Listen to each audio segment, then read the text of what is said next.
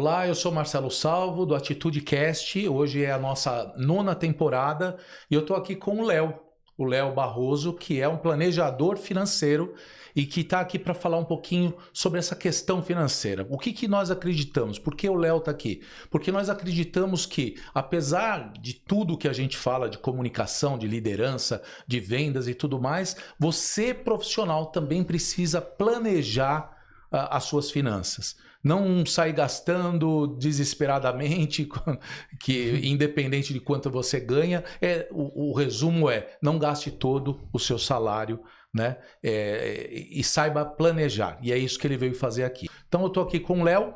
Queria começar com você, Léo. Bem-vindo. Obrigado, obrigado pela oportunidade de estar aqui falando desse assunto, né, que eu gosto bastante. Basicamente, espero poder contribuir com quem está assistindo, né, e na nossa conversa aqui com esses assuntos. Muito bom. Vamos lá. Eu trouxe uma pergunta para você. Hoje, na sua opinião, qual é a maior dificuldade financeira dos profissionais do Brasil? Profissionais, pessoas, vamos incluir profissionais, porque o canal tem a ver com empresas, né? Vamos lá. Boa, ótima pergunta. Acredito que pela falta de educação financeira que a gente tem nas escolas, né, desde cedo a gente precisa aprender a lidar com as nossas finanças, com o dinheiro, né? A gente lida com dinheiro desde criança ali na hora de comprar um lanche na escola, na hora de administrar aquela mesada que a gente recebe, mas a gente não aprende quase nada sobre como administrar esse dinheiro, como guardar dinheiro, o porquê que é importante guardar dinheiro, né? E basicamente isso acaba impactando, trazendo problemas para a vida das pessoas em todos os aspectos, né? Porque hoje as finanças, tem vários estudos que comprovam isso, né?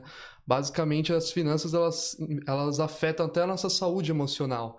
Então quando a gente tem algum problema financeiro, isso acaba impactando no nosso profissional, no nosso trabalho, na nossa vida pessoal e em outros aspectos também. Então, hoje, só para você ter uma ideia, 90% da população, 90% dos problemas de casais normalmente são problemas financeiros. O motivo das brigas de casais, sempre a maioria são relacionados a problemas financeiros. Muito pela falta de educação financeira que a gente não tem nas escolas, né? Isso acaba fazendo com que as pessoas recebam, conforme elas vão tendo essa renda, elas gastam sem saber o que priorizar e o porquê priorizar. Por exemplo, a gente não tem que deixar de viver o nosso presente, mas a gente também não pode deixar de plantar a sementinha para o nosso futuro. Para o futuro, certo. Senão, uma hora esse futuro chega e a ideia é que quando esse futuro chegar, a gente consiga usufruir melhor o nosso tempo com a nossa família, com os nossos objetivos e sonhos que a gente trabalhou a vida inteira para adquirir, né? Então, na minha opinião, como planejador financeiro, eu entendo que a maior dificuldade das pessoas é conseguir organizar as finanças e lidar com esse dinheiro, justamente pela falta de conhecimento, falta de educação financeira que infelizmente a gente tem hoje no nosso país, né? Muito bom. Eu vendo você falar assim, escutando você falar, eu penso o seguinte: quando você fala de a gente manter uma visão financeira para o futuro, também está ligado à idade, né? O tempo vai passando, você vai ficando menos propício a trabalhar no mundo corporativo. Quem tem saúde vai lá e tem vontade, né? Vai lá e tenta trabalhar como autônomo, abrir uma empresa, alguma coisa assim, mas tem outros que só se aposentam e não trabalham mais. Então esse fato de não trabalhar mais, se pensasse no passado algo sobre isso, né? Que 20 anos, 30 anos, a pessoa não pensa. Não está sentindo dor aqui, dor ali, não tá, ainda está no momento produtivo dela, né? No auge, às vezes, né? Da sua produção, e ela não pensa. Então, o que você disse é fundamental para que todo mundo tenha uma melhora, até um futuro melhor em relação a como guardar esse dinheiro, né? Perfeito.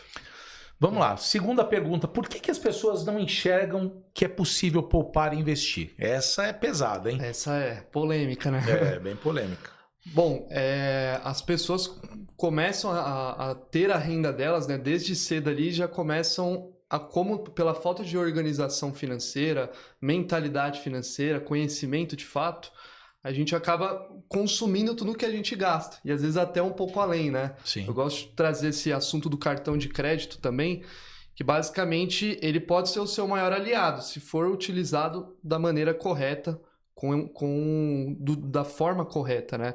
Basicamente. Mas se você não utilizar ele da forma correta, ele pode trazer também problemas graves. Hoje a principal dívida do brasileiro é relacionada a cartão de crédito.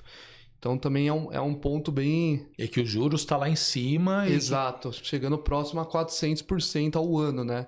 Então Explica um pouquinho desses juros. Por que 400%, né? No cartão de crédito? É quando a pessoa não paga tudo, né? Isso, exatamente. Por exemplo, os juros do rotativo, quando entra em atraso, o pior crédito e o pior juros que existe é o do limite de cheque especial. Ou o crédito rotativo também no cartão de crédito. Tá. Então, conforme você não paga e posterga essa dívida para o mês seguinte, acaba trazendo problemas maiores por conta desses juros que fica embutido, né? Tá, nós estamos falando então de um grupo de pessoas que vão receber um X de salário e, sabendo que o mês que vem ele vai receber de novo aquele X, ele divide em 3, 4 vezes, ou às vezes aquele valor que era para pagar à vista, ele divide não no cartão, ele divide depois que vê que não consegue pagar aquele valor inteiro. Certo? Porque dividir no cartão não vai ter juros. Exato. Né? Mas quando você tem lá R$1.000 para pagar e você paga só 800, 200 vão ter um juro muito alto, certo? Exatamente. E por mês quanto é o juro? Você sabe mais ou menos? Então, vai depender do banco ou da instituição financeira, mas em torno de 12% a 15% ao mês, né? Hoje está esses juros, né? Só para você ter uma ideia.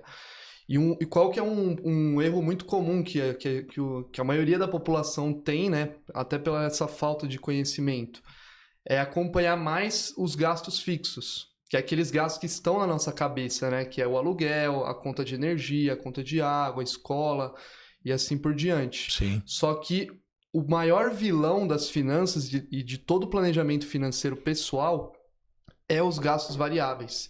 Que é aqueles pequenos gastos que quando a gente gasta, a gente não sente muito. Aqueles R$20, aqueles R$50, R$100, que na hora a gente não sente muito por ser um valor muito menor do que a gente paga de fixo.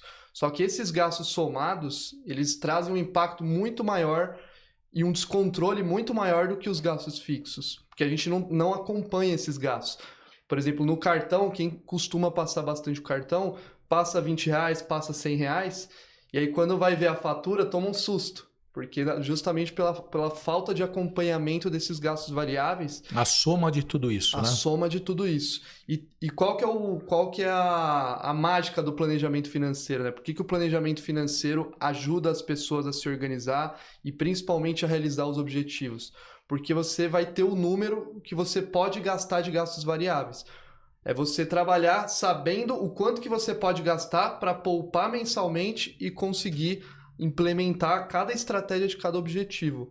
Hoje as pessoas simplesmente recebem um valor X, sabem que tem aqueles gastos fixos, mas acabam não acompanhando os variáveis, que é o maior vilão de todo o cenário financeiro das pessoas. Sim. Então, basicamente, a gente implementando uma estratégia onde você consegue visualizar para onde está indo seu dinheiro. E esse é um ponto também importante de acompanhar esses gastos variáveis. Por exemplo, eu estou gastando muito, mas aonde eu estou gastando? Né? O que eu preciso fazer para conseguir organizar melhor minhas finanças e adequar os meus gastos à minha renda atual? O que eu preciso fazer? Se você não tem clareza, se você não tem uma fotografia financeira, como é que você vai tomar um plano de ação, tomar uma atitude para melhorar? Por isso que é tão importante, além dos gastos fixos, essa é uma dica que eu dou para todo mundo que está assistindo esse podcast, é basicamente não focar somente nos gastos fixos, e sim acompanhar também aqueles gastos variáveis. E aí uma dica que eu dou é, semanalmente, uma vez por semana, acompanhar esses gastos. A gente define uma meta por mês que você pode gastar. Vou dar um exemplo bem simples para ficar fácil aqui de entender. Basicamente, você tem uma renda de 10 mil. E você tem comprometido dessa renda com gasto fixo, que são esses gastos essenciais, né? Aluguel, água, luz, 6 mil dessa renda. Ou seja, 60% da sua renda está comprometida com os gastos fixos. Sobra 4 mil reais, 40% da sua renda. Como trabalhar esses 40% da renda? A gente pode trabalhar 20% a 30% no máximo para gastos variáveis, que aí seria transporte, alimentação e lazer. E esses outros de 20% a 10% a gente trabalha para reserva de emergência e os objetivos de cada pessoa.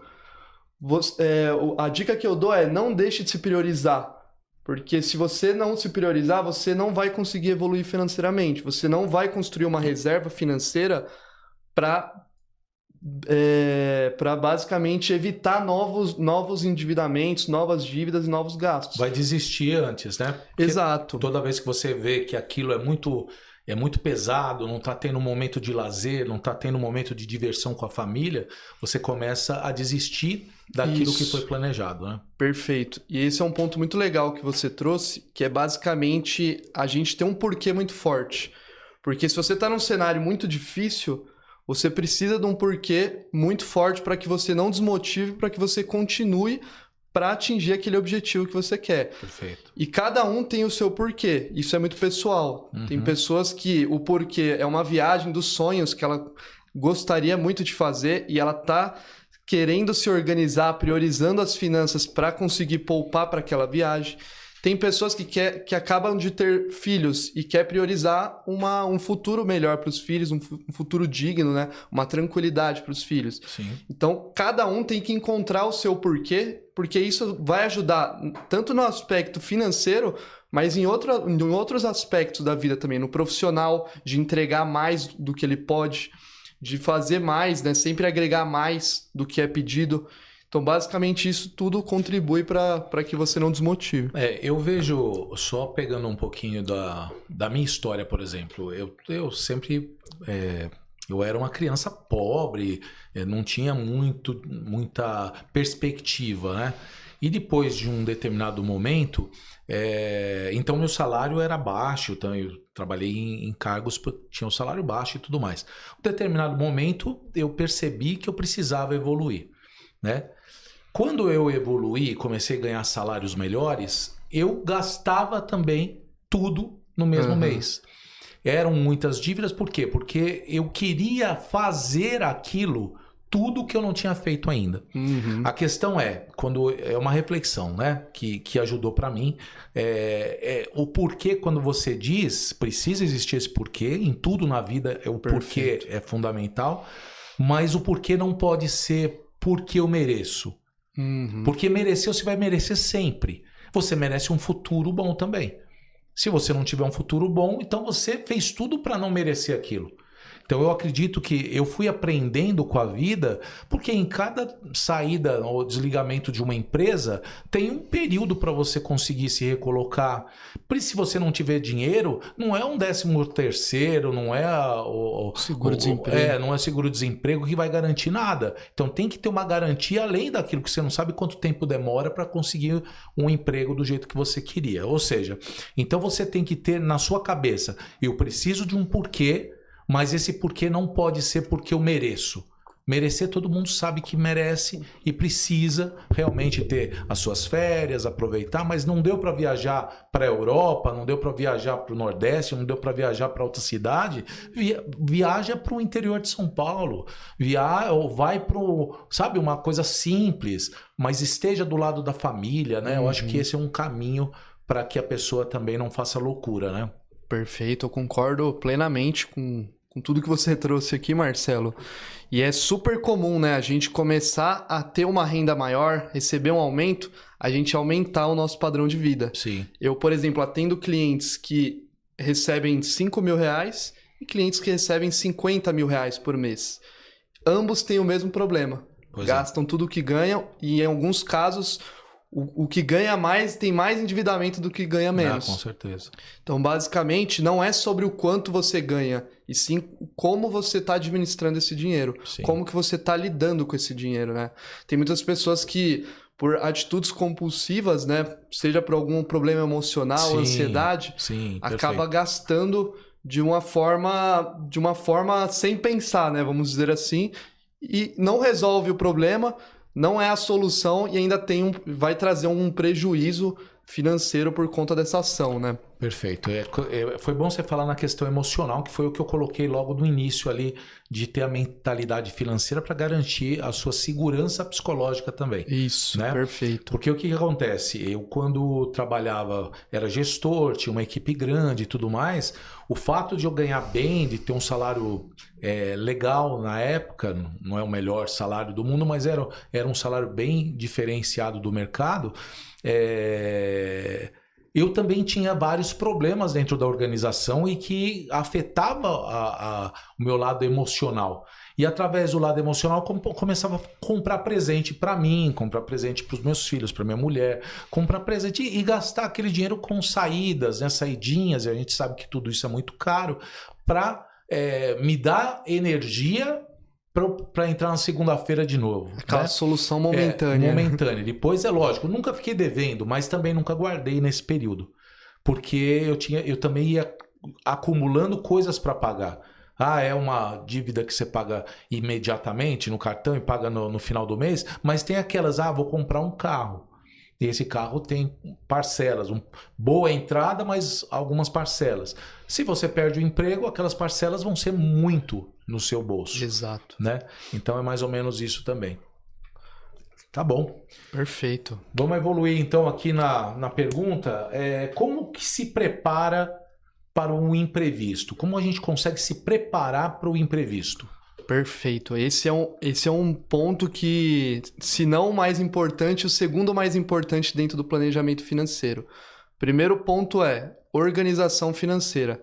A gente precisa organizar como que você está lidando com o dinheiro, como que está a sua fotografia financeira, quanto que você tem de gasto fixo, como que estão os seus gastos variáveis. Normalmente, 90% dos casos que eu atendo, o problema está sempre nos variáveis. As pessoas falam, não tenho dinheiro, mas o que eu sempre gosto de trazer, se você poupar 1% do que você ganha, os R$100, você já está adquirindo um hábito saudável para a sua vida e que vai fazer a diferença para o seu futuro.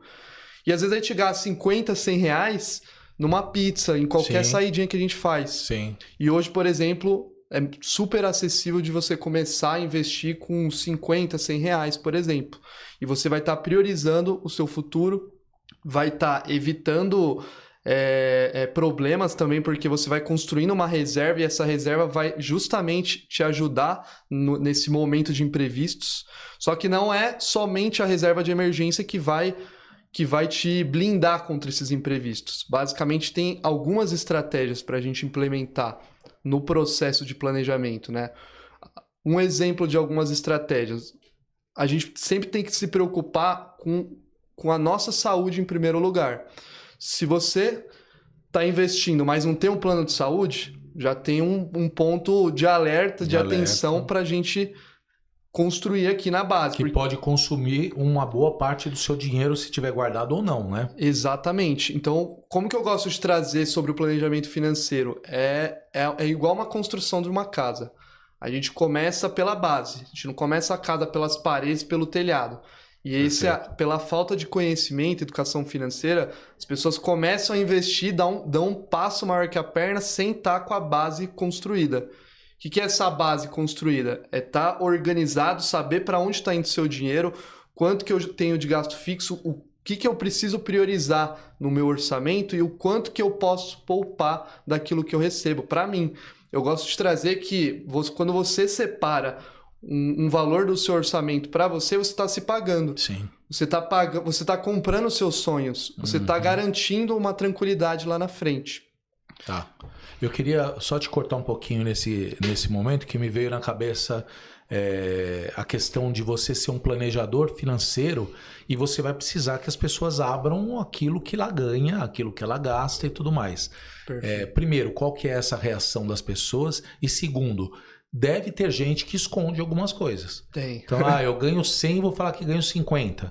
Ou eu ganho 50 e gasto 50 e não vou falar tudo que gasto, onde que eu coloco isso. Como que vocês lidam com isso para ter uma eficácia no seu processo? Isso eu acho que falar sobre o dinheiro, falar sobre finanças ainda é um tabu para muitas pessoas, né? A gente não costuma falar entre famílias sobre dinheiro, sobre finanças. A gente não costuma ter essa conversa com frequência com pessoas próximas. A gente não costuma abrir problemas financeiros com as pessoas, às vezes por conta de ego, às vezes por outros motivos. Medo e tudo mais, né? Exato. Então, como que eu posso dizer? Aqui, por exemplo, as pessoas que eu atendo, normalmente vai depender muito da pessoa e do histórico familiar dela. Porque o comportamento financeiro dos pais refletem no comportamento financeiro dos filhos e assim por diante. Sim. Então, eu gosto sempre de fazer a pergunta: como seus pais lidavam com dinheiro?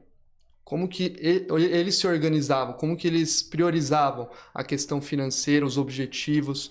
Porque muito do comportamento dos pais é o reflexo do seu comportamento também. Então, a falta de organização, às vezes, passa de pai para filho. Só complementando, é óbvio que se os pais foram muito pobres, que nem eu já citei aqui da minha infância, eles não tinham planejamento nenhum, eles viviam de acordo com o que entrava. Exato. E pagava ou não a dívida, se ou aluguel, ou luz, ou água, e empurrando com a barriga.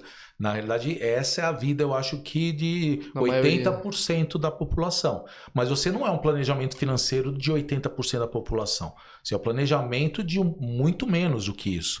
Né? Porque as pessoas que não têm dinheiro, é muito difícil de você colocar na cabeça que ele vai ter que deixar de fazer o churrasco do final de semana, que é a única coisa que ele tem na vida, para ele planejar financeiramente, né? Guardar R$100 ou R$200.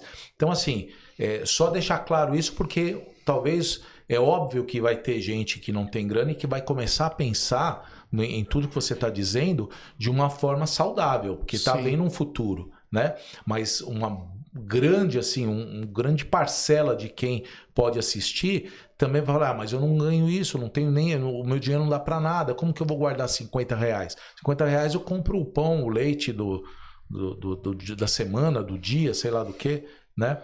E o que você vê em relação a isso? Existe mesmo essa diferença de público ou não? Na minha visão, planejamento financeiro é igual terapia, é para todo mundo, independente da classe social e da sua renda. Tanto para o cara que tem dinheiro e para o cara que não tem dinheiro, ele precisa fazer escolhas. Sim. Ele tomando uma ação, ele vai ter uma consequência, independente do cenário financeiro dele. Se ele quiser algo, aquele porquê que a gente estava conversando, se o porquê dele for mais forte do que aquele lazer momentâneo, ele vai se comprometer com aquele porquê. Agora, por exemplo, a questão de, igual você falou, de necessidade. Sim. Isso, dentro do planejamento financeiro, até um dos pontos que as pessoas às vezes confundem. O planejamento financeiro não é sobre cortar aquelas despesas, aquelas futilidades, e sim controlar. Às vezes as pessoas vêm até mim e tem aquele medo de falar sobre... Já vai cortar alguma coisa aqui. Né? Já vem com aquele medo de querer cortar o cineminha, cortar o cafezinho, cortar Nem a pau. aquele lazer. E isso não faz sentido, é igual uma dieta. Sim. Se você começa uma dieta e você é super restritivo, a chance de você seguir essa dieta pro longo prazo é muito pequena. Sim. Você tem que encontrar... Por isso que todo planejamento financeiro é personalizado. Personalizado de acordo com a sua realidade, com as suas necessidades e com os seus objetivos. Sim. Eu atendo clientes que ganham R$3.000 e eu atendo clientes que ganham R$50.000. Sabe qual que é a diferença da estratégia do planejamento financeiro deles? Nenhuma em questão de estratégia. A diferença é que cada um vai ter sua realidade, seus objetivos, suas necessidades. Para uns a gente vai ter que priorizar alguns pontos, para outros pontos. E tem outra coisa, né? Por exemplo, você citou o plano de saúde, né? Eu que trabalhei muitos anos em operadora de plano de saúde e corretora também, o que eu digo é o seguinte: eu já vi muita gente rica não querendo ter plano de saúde, e porque era rico, e podia pagar um médico, podia pagar um exame, mas na hora de fazer, na hora que ficou doente e o rico sempre vai pro Einstein, o Sírio e tudo mais, e ficou internado, UTI e tudo mais, ele percebeu que ele tinha que vender fazenda, carros e tudo mais. Né? E aconteceu isso. Então, assim, aí as pessoas vinham correndo, plano de saúde, eu preciso ter preciso agora. Quem tá doente é como se fosse um carro batido. A seguradora, a operadora, ela não vai aceitar. E se aceitar, ela vai dar uma carência. Exato. No caso do plano de saúde, é uma CPT, né? Que é uma carência de 2 anos. Para quem está doente, internado, UTI e tudo mais.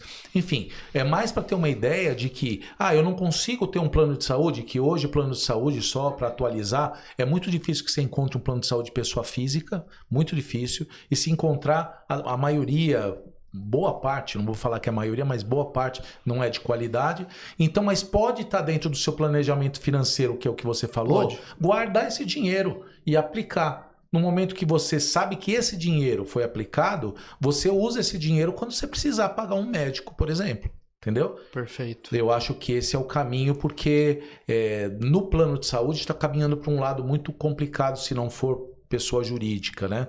Então, quando é pessoa física, fica mais difícil para planejar. Tem um custo mais alto e ainda uma qualidade mais baixa. Né? E quando tem a qualidade baixa, alta, ela também cobra por isso. Sim. Então, não é qualquer um que vai poder pagar um plano que tem uma qualidade muito alta, né?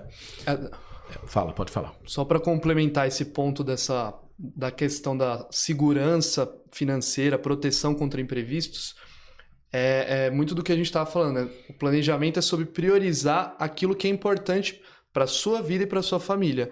Ou seja, um plano de saúde para proteger não só você, mas a sua família é importante priorizar. Lógico que dependendo do cenário e do caso, por exemplo, se o cara ele é autônomo e ganha uma renda de R$3.000, o plano vai ficar muito mais pesado para ele do que um cara que é CLT ou com uma renda maior. Sim. Mas não pode faltar dentro do planejamento financeiro, se a gente não for implementar agora, é igual você falou, a gente vai separar uma margem, a parcelinha lá, uma né? parcelinha fixa, como se fosse um gasto fixo para essa questão de saúde. Sim. Por exemplo, eu que sou autônomo, você que é autônomo também, a gente não pode deixar de investir num seguro de garantia de renda. Porque mesmo a gente tendo convênio médico, plano de saúde, no momento que a gente ficar internado, seja na UTI, seja por um acidente ou doença, como que a família vai ficar sem a renda principal que vem através de nós? Uhum. Como que vai ficar os meus gastos fixos e os meus compromissos se eu estiver afastado? O custo do hospital, o plano de saúde vai cobrir. Mas enquanto eu estiver lá... Quem paga as outras dívidas. Exatamente. Né? E para isso existem hoje estratégias que te blindam contra esses imprevistos. Um seguro de vida, por exemplo, com garantia de renda. Sim. Caso você fique afastado, você recebe uma indenização, um valor mensal. E poucas pessoas, autônomos, empreendedores, investem nisso hoje. Verdade. Muito pela falta de conhecimento. Uhum. Em países desenvolvidos como Japão, Estados Unidos, China, eles investem primeiro neles para depois pensar nos bens, na proteção patrimonial. Aqui no Brasil é o contrário. A gente investe mais em passivos, né? Que são o que tira a nossa renda, por exemplo, um veículo. É um carro, é uma casa, né? Uma dívida, um financiamento. Basicamente, a gente se preocupa com a proteção desse bem, mas às vezes a gente esquece a nossa proteção. Sim. Quantas pessoas você não conhece que pagam um seguro para o carro, mas não tem um plano de saúde e um seguro de vida? Verdade. Então, basicamente, eu gosto de trazer essa reflexão porque o planejamento financeiro não adianta a gente guardar dinheiro e começar a investir se você não tem o básico, que é o plano de saúde, a garantia de renda e a construção da reserva de emergência. É um passo de cada vez. É organização, proteção financeira. Com essa organização e com essa proteção, a gente consegue investir para qualquer objetivo blindado desses imprevistos. Pequenos imprevistos, como quebrou a geladeira, meu celular parou de funcionar, vou precisar adquirir um novo, a reserva de emergência que vai suprir. Imprevistos maiores relacionados à saúde, um acidente, por exemplo. Gosto até de dar um exemplo aqui rapidamente. Vou colocar um exemplo bem bem para ficar mais didático de entender. Sim, lógico. A gente viaja de carro, por exemplo, sofre um acidente, né? Provavelmente o carro vai ter um seguro ali. Então a indenização do seguro vai cobrir ali aquele impacto financeiro. Mas e se a gente for impactado nesse acidente? E se a gente ficar inválido ou incapacitado? A gente tem um seguro pra gente? 90% da população não tem. Inclusive os que têm dinheiro, o pessoal rico. É o que você falou, tem muitos casos de pessoas que têm condições, não priorizam um plano de saúde, uma proteção financeira, o respaldo para os filhos, porque também, além da garantia em vida que o seguro de vida pode trazer, o respaldo, se alguma coisa acontecer com essas pessoas, com a pessoa, a família vai ter esse respaldo. Porque outra informação que poucas pessoas sabem é em relação ao inventário, o custo de um inventário. É algo que é muito custoso e as pessoas só tomam um susto na hora que precisam fazer. Pois é. Que demora tempo pra caramba, né? É de 15 Demanda a 20... tempo. Só para vocês terem uma ideia, de 15 a 25% do valor do patrimônio é o gasto que as pessoas têm com advogado, com taxas e impostos.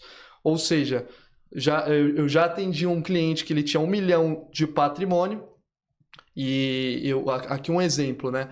1 milhão de patrimônios, acontece alguma coisa com esse cliente, basicamente...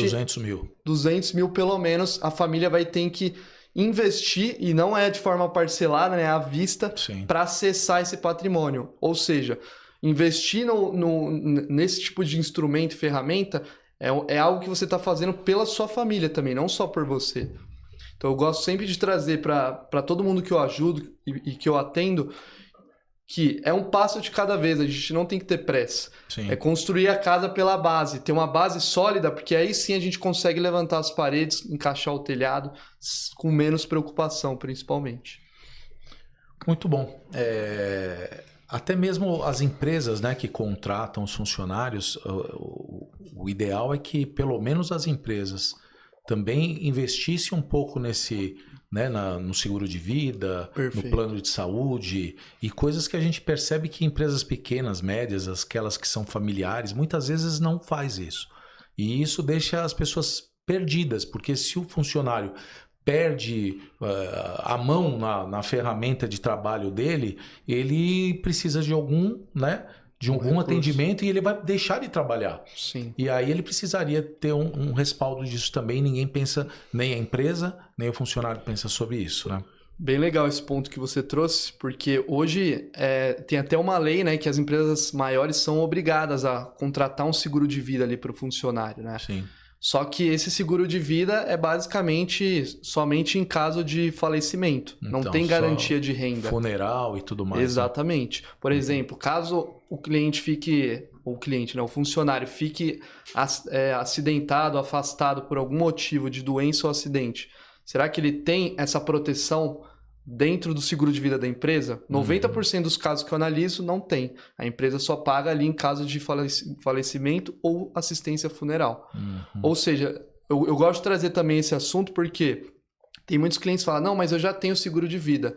Mas você pretende continuar nessa empresa o resto da sua vida? Ou você pretende continuar no CLT o resto da sua vida? Porque o seguro de vida, a garantia de renda é igual ao plano de saúde. Quanto mais velho você fizer, mais caro você vai pagar. O quanto antes você priorizar isso, mais barato você vai pagar. Só para você ter uma ideia, você tocou num assunto que eu também vivenciei isso. Eu trabalhei em operadora e quando eu saí da operadora, eu pensei assim, caramba, eu estou vendo que a previsão de que um plano de saúde de pessoa física não vai existir daqui a um tempo, a minha primeira ação foi comprar um plano de saúde para eu e minha família estar garantido pelas leis da 9656 da Agência Nacional de Saúde. Porque o plano de saúde cobre os reajustes, um reajuste que você muitas vezes não vai ter. Você vai para uma empresa que vai ter plano de saúde e às vezes não tem. E às vezes a empresa está fazendo o seguinte, eu dou o meu CNPJ, você faz lá o plano de saúde com o CNPJ e sem problema nenhum. Não é o suficiente, porque ele não vai ter para o resto da vida. Exatamente. Né?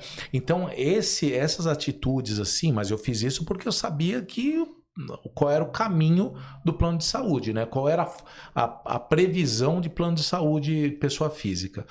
Mas o que acontece? Existe uma força enorme para que o plano de saúde não seja mais uma ferramenta que esteja ligado à Agência Nacional de Saúde por causa desse impacto financeiro. A Agência Nacional de Saúde dá um reajuste pequeno de 10%, é bastante para quem está pagando, mas as operadoras dizem que é pouco, porque ela cobra quase 20% ou um pouco mais de 20% para quem é PJ. Então, assim, é o dobro, né? Até mais do que o dobro. Então, assim, é por isso que as empresas, né, às vezes não dão também o plano de saúde, porque o valor vai aumentando para o funcionário fica... como é o funcionário que paga boa parte do plano muitas vezes, Sim. ele fica preso e o custo é muito alto, né? Aumentou 25% em cima do plano de saúde de um ano para o outro. Caramba, você já está apertado pagando aquela parcela dentro da empresa ali do que você tem que pagar. 25% por ano naquele negócio, às vezes é bastante. Então, ele precisa tirar um filho, às vezes tira outro filho e fica só ele lá como funcionário. Entendeu? Perfeito. Então é um problema isso para os funcionários, para as empresas também. Com certeza. Vamos lá. Como sair do endividamento? Ótimo. Agora esse aí é para pegar mesmo, Léo. Perfeito. E esse é... E eu quero ouvir também, porque eu também estou cheio de dívida. Então vamos resolver isso agora. Basicamente, por essa falta de educação, né, quando a gente tem problemas financeiros, o que a gente pensa? Eu preciso ganhar mais, eu preciso de dinheiro para quitar a dívida. A gente coloca que a dívida é o problema na nossa mentalidade, na nossa cabeça. E a dívida é um sintoma que o seu cenário financeiro está com problema. Ela não é de fato o problema. Sim. O problema é o que causou essa dívida. Pode ser a falta de organização financeira, a falta de reserva para imprevistos, você não priorizar aquilo que é essencial, como um plano de saúde que impacta muitas famílias caso haja necessidade de um tratamento ou de uma cirurgia. Sim. Então, tem vários motivos que podem acarretar o endividamento. Só que é preciso entender a fundo, é igual um diagnóstico médico. Se a gente está com dor de cabeça, a gente vai tomar um remédio, a gente vai na farmácia e compra um remédio. A gente não está resolvendo a causa do problema. Sim. A gente está só trazendo uma solução momentânea que vai... Paliativa. Exatamente. E é a mesma coisa no endividamento. Se a gente está com dívidas e a gente foca só na quitação da dívida, preciso só ganhar mais para quitar minha dívida. O que vai acontecer? Em 100% dos casos, as pessoas quitam as dívidas e voltam a ter dívidas novamente, porque ela não tratou a causa do problema. É um vício, né? Exatamente. Se torna um vício. Pode ser gasto compulsivo, alguma decisão tomada sem planejamento, por exemplo, que eu acompanho muito e vejo em muitos casos, né? Pessoas comprando imóveis na planta sem um mínimo de reserva. O que acontece? Está pagando a evolução de obra, o imóvel começa a ficar pronto, entra a entrega da chave, entra o ITBI, entra outros custos, tem a reforma. Aquele cara que entrou na Minha Casa Minha Vida pagando um custo baixo, ele não vai ter grana para conseguir reformar tudo que precisa, ele não vai ter grana para suprir esses imprevistos que muitas vezes não é falado pelo corretor de imóveis. Então, antes de tomar uma decisão, principalmente uma decisão de aquisição de bens, seja um imóvel, seja um veículo, é muito importante entender quais são as possibilidades, quais são os melhores caminhos para você adquirir esse imóvel e se é o melhor momento agora. Porque às vezes você pode causar problemas financeiros na sua vida por essa decisão que você tomou lá atrás. Pode comprometer o seu presente e o seu futuro. A decisão no passado pra gente, quando eu era menor, a decisão era, quem sabe eu ganho na loteria. Ganho na loteria, ou vou assaltar um banco. É uma saída para você sair daquela dívida. Tirando as brincadeiras, eu acho que na cabeça das pessoas, ainda vem muito essa questão de mudar de emprego. Às vezes está bem lá, mas ele quer mudar de emprego porque ele mesmo fez a dívida acontecer. Exato. Né? E aí não precisaria, poderia esperar um pouquinho mais, né? Ou mudar com mais cautela e tudo mais, mas por causa de uma dívida, né? De algo que ele não deveria ter feito e fez por impulso, porque às vezes é impulso da esposa, do marido, ou dos filhos, ou da própria família em si. Agora você precisa sair dali do terreninho que é do meu pai, porque a gente vai construir um para alugar para a família toda, sabe essas coisas? E a gente vai ganhar e dividir o dinheiro, essas coisas, essas brigas de família que existe e que é muito comum, né? E eu acho que isso era muito constante também de a gente não ter muita esperança. Não tinha o cara que falava, não tinha na escola não tinha uma aula sobre finanças, como utilizar o dinheiro. Isso é fundamental. E eu acredito que até hoje não deve ter isso falando de uma forma profissional, né? É mais por cima. Isso. Né? E o que acontece? E depois você vai para casa e vê que, caramba, eu tenho um dinheirinho a mais, vamos fazer isso, vamos fazer aquilo, vamos viajar, vamos não sei o quê. E não tem planejamento. Perfeito. Então, assim, é meio que perdido. Não tem ninguém que nos ensine qual é o caminho, o que eu devo começar a pensar. Porque quando eu comecei a pensar em economizar, foi quando eu percebi, caramba, perdi um trabalho que é muito difícil conseguir se recolocar novamente com um salário igual eu ganhava.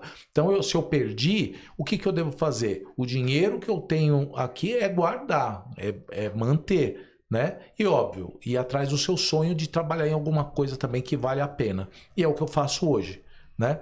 Que vale a pena em todos os sentidos, que esteja bom para mim e que eu possa também ganhar dinheiro fazendo aquilo que eu gosto, né? Ajudando pessoas. Perfeito. Essa é a ideia. E Marcelo, uma pergunta. Fala. Você já sentiu que em um determinado momento da sua carreira profissional você estava trabalhando muito e o dinheiro não estava rendendo? Não, eu sabia disso, mas é o que eu falei para você.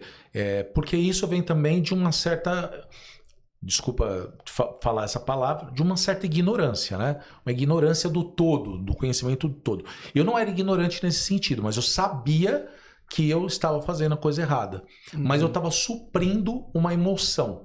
A emoção de vou presentear meus filhos, vou presentear minha mulher, vou presentear, às vezes muito menos eu, né? E presentear fazendo isso para que todo mundo fique feliz, a gente possa passear, possa não sei o quê, várias vezes, não sei o quê. E eu estava sabendo o que eu estava fazendo. É como se você sabe que aquilo é errado, mas está fazendo por algum outro motivo que te leva a fazer. Isso era muito ruim para mim, e depois eu fui amadurecendo e também as coisas foram se encaixando porque são pequenas decisões que levam você a encaixar lá na frente. Mas eu fico com medo só dessa virada de chave que eu tive, mesmo entrando nessa percepção de gasto. A virada de chave acontece sempre com um empurrãozinho. Ou você sai de uma empresa que você esperava não sair, ou alguém fica doente na tua casa e você percebe que está lascado e precisa fazer alguma coisa. É algum empurrãozinho que você tem para que você comece a refletir. Não é todo mundo que vai refletir, mas se refletir, você pode ter, a partir dali, um outro caminho mais inteligente. Perfeito. Entendeu? A gente tende a gente tem duas formas de aprender, né? Ou pelo amor ou pela dor, pela né? dor, exatamente. E infelizmente a gente tem uma cultura de ser mais reativo, né? Sim. E não preventivo. Sim. Tanto em relação à saúde quanto em relação às finanças. A gente só pensa em contratar um serviço profissional ou um psicólogo, por exemplo, para nos ajudar com a parte emocional quando o problema já está grave. Perfeito. A gente não traz essa dor, igual eu comentei agora. Se está com dívida, é um sinal que alguma coisa errada está acontecendo no seu cenário financeiro. Uhum. E você precisa de ajuda. E às vezes a gente quer resolver as coisas do nosso jeito, com a nossa experiência, mas é igual um psicólogo. Às vezes a gente não consegue, ou um médico, a gente não consegue resolver o nosso problema sozinho. A gente precisa de uma visão externa, uma ajuda que vá identificar ali de fato qual que é a causa do problema, né? E alguém que conheça de verdade, né? Porque a gente não precisa conhecer tudo na vida, né? A gente encontra médicos, advogados, engenheiros que não sabem muitas vezes administrar o seu próprio negócio. Então vai precisar de um profissional para administrar o negócio. Então eu contrato ele como médico ou como engenheiro ou como advogado, contrata pessoas que vão saber aquilo. Eu sei de leis, eu sei falar com um juiz, eu sei, sabe? Tudo que está envolvendo a função de advogado. O outro médico sabe fazer uma cirurgia, sabe, né, diagnosticar uma doença. Perfeito. E tudo mais. E é o que acontece no mundo. Então nós não somos obrigados a saber sobre tudo.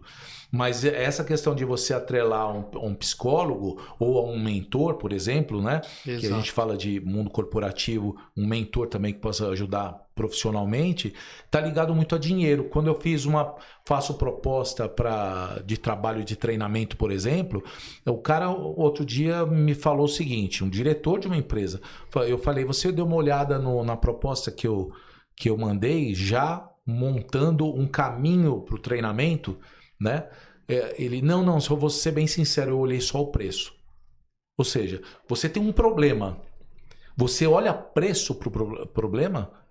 Não, você tenta negociar se você não tem a grana ali. Primeiro você vê se é aquilo que vai atender ou resolver seu problema. Exato. A partir dali você negocia. Perfeito. Se é isso que eu quero, você pode negociar. Ou não, ou falar, é justo. Se for, às vezes, muitas vezes também uma negociação que só um ganha não vale a pena. Então a gente tem que entender qual é o caminho dessa pessoa que sabe o que está falando e que vai ajudar nesse problema, resolvendo com uma solução, e se aquilo é justo ou não. Exato. Né? Eu estava com um vazamento de água em casa. Na primeira conta veio R$1.000. Eu pago 160 normalmente. Então na primeira conta veio R$1.000. Caramba, eu fui atrás de alguém que pudesse ver o que poderia ser. Primeiro fui atrás do hidrômetro, que é a Sabesp, não era. Aí imediatamente eu chamei uma pessoa que faz aquele caça-vazamento. Sim. A pessoa encontrou e arrumou. E o cara pediu um valor lá. Eu negociei muito pouco ali, mas eu fiz. Porque os R$1.000 que ele me cobrou ali vai ser triplicado se aquele vazamento continuar. Exato. Então eu tenho que entender, eu sozinho não ia fazer, né? Eu não conseguiria fazer o que eu consigo. A gente costuma a tentar pensar sempre como um custo, né? Sempre um custo, e não é investimento. Sempre, exatamente, que se vai resolver o problema, vale a pena priorizar isso. Faz sentido priorizar, porque é o que você falou. O retorno que você vai ter resolvendo esse problema compensa mais do que você ficar postergando esse problema, pois né? Mas isso. É algo que é comum, né? É comum. Porque o ser humano é isso, de levar sempre vantagem, né? Exato. Vantagem sobre aquilo que ele faz, que ele conhece e tudo mais. Ele pensa que conhece de tudo e quer levar vantagem. Então, eu vou... o custo daquilo para o grupo de pessoas que eu ia treinar, ou que vou treinar ainda, era de R$80 por pessoa, cara. Muito pouco. Muito pouco. Muito pouco. R$80 para uma empresa falar, eu tô com um problema de comunicação e você vem trazer um resultado para mim, vai melhorar pelo menos um pouco, é lógico, não dá para chegar lá, você não é Deus, fazer uma magia ali e vai melhorar tudo. Não, mas você vai colocar a equipe a pensar de forma diferente, se comunicar um pouco melhor. Tá, R$80 por pessoa, se você vai eliminar um problema ou parte do problema, e dali para frente você pode contratar outro e a gente fazer uma evolução, ok. Não, mas o preço é o problema. Então você não está procurando solução ali. Você está querendo só ganhar, né? Ganhar aqui, ganhar ali, e só você vai ganhar. Ganhar a negociação. Né? O ganha-perde nunca foi negócio. Sim. O ganha-ganha sempre foi o melhor negócio. Né? Eu vejo muitas empresas grandes querem usar o pequeno para fazer essa manipulação de ganha-perde. Eu ganho sempre do pequeno. Por quê? Porque o pequeno ele vai aceitar fazer por esse preço, ele vai aceitar fazer por esse prazo de pagamento, ele vai aceitar fazer, sabe? O pequeno sempre leva. Então o grande ele sofre, e ele sofre por muitos anos, muito tempo, porque ele não quer arriar, sabe? Não, agora eu percebo que eu preciso fazer mesmo. Então esse é um caminho eu acho que deveria mudar, mas me parece muitas vezes que é sem volta, porque todo mundo querendo ganhar, não, né? Tem que ter... E a gente começa a refletir sobre isso quando a gente tá nesse lugar, né? Pois é. Igual, quando eu fiz minha transição de carreira para planejador financeiro, eu comecei a lidar com a precificação de autônomo, né? Às vezes a gente contrata um serviço, contrata um pedreiro para fazer uma obra.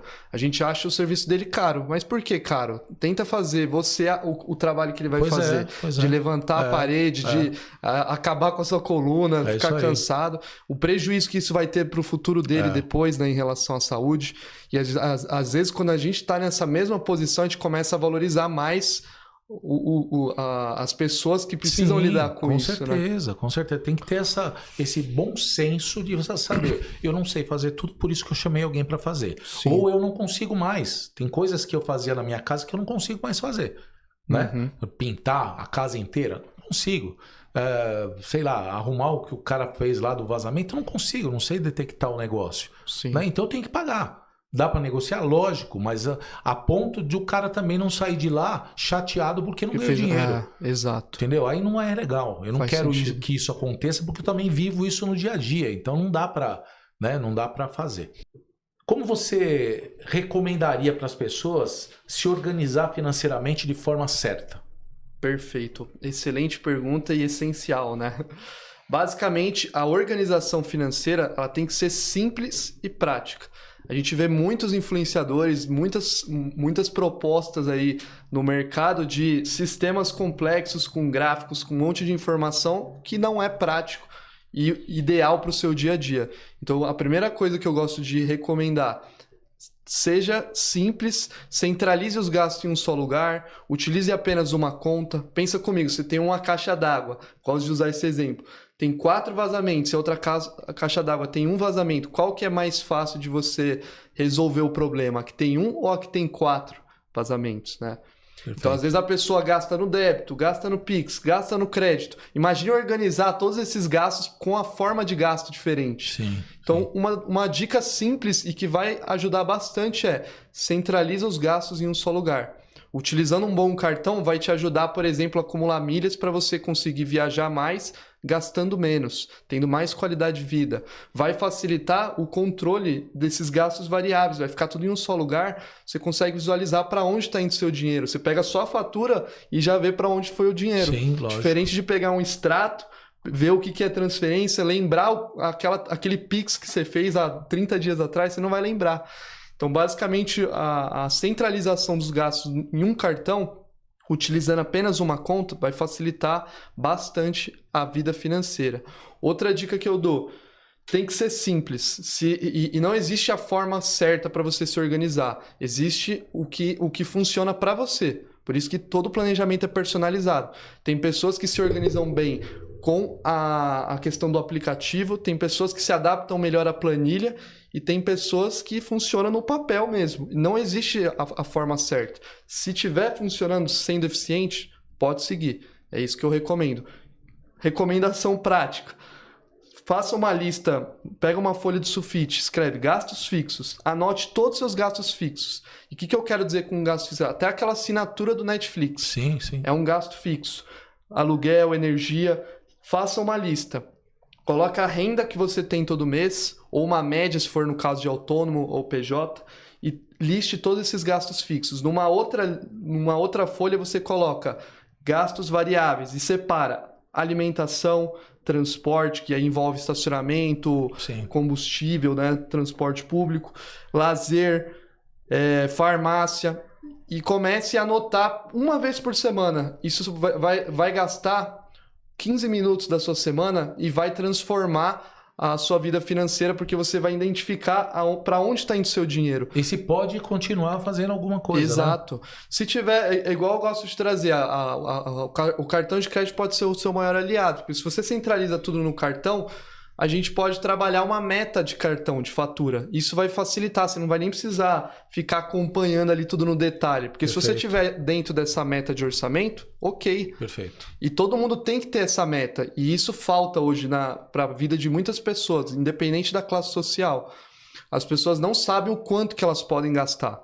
Elas têm em mente os gastos fixos, mas elas não sabem o quanto que elas podem gastar no mercado, o quanto que elas podem gastar naquela saída para o restaurante ou para o cinema.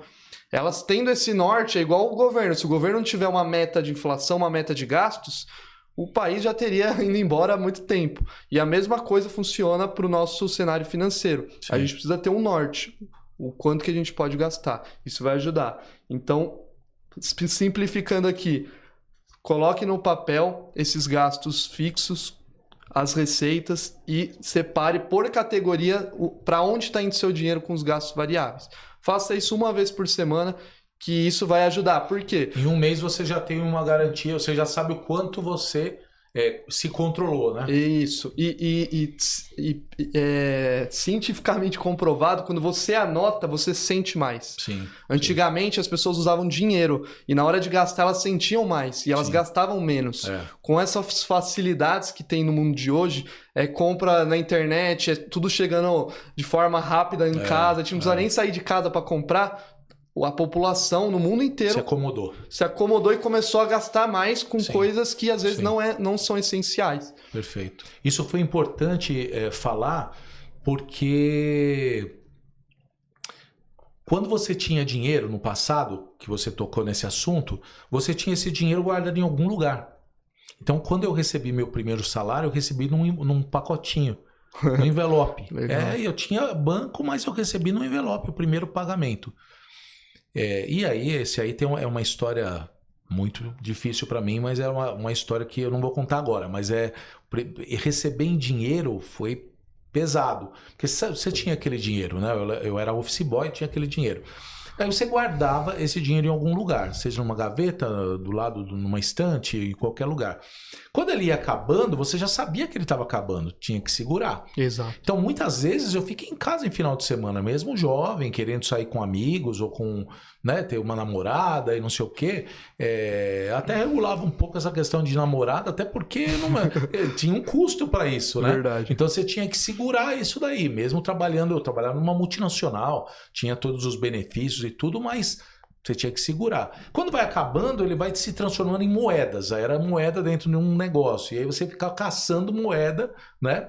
Para quanto eu tinha. No final das contas, eu economizava muito mais e controlava muito mais. Não economizava, eu controlava muito mais do que depois, quando começou o banco e tudo mais, você poder, cheque, por exemplo, era uma loucura. Cheque era loucura. Porque o cheque você assinava e mandava, vale para tal dia, válido, punha atrás dele, válido para tal dia. Ninguém esperava, já jogava ele lá, quebrava a sua conta, entendeu? Então, assim, tinha muita coisa errada no passado. Hoje tem juros, na minha opinião, é abusivo, não deveria existir isso, devia ter um controle do governo, mas não tem.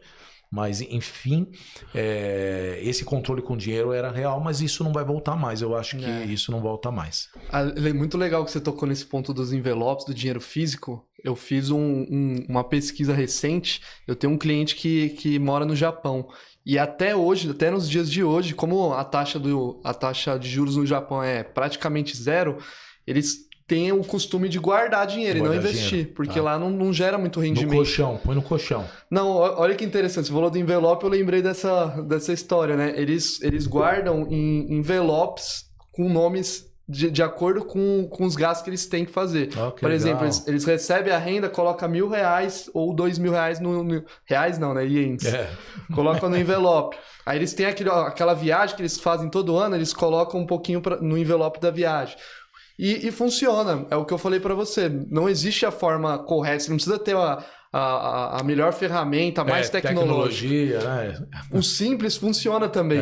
Só precisa colocar em prática, né? Eu gosto de falar, não adianta você saber o que precisa fazer se você não fazer o que precisa ser feito. Sim. Fazer é mais importante do que saber, né? Hoje, nos dias de hoje, né, a gente tem muito acesso à informação, ao Google, né? A tudo isso de informação, mas o que as pessoas estão fazendo com essa informação? Estão colocando em prática da forma que vai trazer resultados? Acho que essa é uma reflexão também para as finanças, né? Legal, muito boa essa ideia. No Brasil não ia funcionar muito, né? Porque imagina o cara guardando em dinheiro, primeiro assalto na casa dele levava todo o dinheiro que ele tem. Fora a inflação, né? No Brasil a gente tem que investir, eu sempre gosto de trazer isso. Por que investir? Não é só para ganhar dinheiro, se proteger da inflação, manter o seu poder de compra e acelerar aquele objetivo que você tem. Basicamente é isso. Eu gosto de trazer que o dinheiro não foi feito para ser guardado, né? O conceito conceito do planejamento não é guardar dinheiro para ficar com bastante dinheiro na conta. Perfeito. É guardar dinheiro com um objetivo. Por que você está guardando dinheiro? É para aquela casa, é para aquela viagem, é para sua independência financeira. O dinheiro foi feito para ser utilizado. E ele é só uma ferramenta, né? A gente às vezes tem muitas crenças sobre dinheiro. O dinheiro é a raiz de todo mal. O dinheiro é uma coisa ruim. E o dinheiro é apenas uma ferramenta. Quem utiliza ele é que está fazendo o bem ou o mal, né? Tem pessoas que fazem o bem, tem pessoas que fazem o mal com certeza. isso. Já falou tudo. O que você acredita que pode deixar uma mensagem aí, pensando nessa garantia financeira? Acho que além de toda essa parte da organização e da proteção que a gente discutiu bastante hoje, se priorizem. Não esqueçam de vocês mesmos com a renda que vocês recebem. É o futuro de vocês, é os sonhos de vocês. Eu gosto de trazer que se você tem um objetivo, mas não tem um plano para acontecer esse objetivo, é apenas um desejo. Então você precisa fazer algo para que esse objetivo aconteça no prazo que você deseja, da forma que você deseja. Então se priorizem. Comecem com R$10, com R$50, com R$100, cada um com a sua realidade. Mas só de vocês começarem, vocês já vão estar melhor que o mês anterior e vão estar melhor do que ontem. Então vocês vão estar evoluindo financeiramente. Essa é a dica que eu dou aqui, que eu tenho certeza que vai transformar a vida de vocês. Muito bom, dica de ouro. Eu quero só aproveitar e dizer assim, que no caminho que a gente leva aqui da consultoria e do AtitudeCast, por exemplo, é sempre ajudar pessoas e empresas a evoluir. Então, por isso, o Léo Barroso esteve aqui conosco falando sobre finanças. Muito obrigado, até a próxima. Obrigado.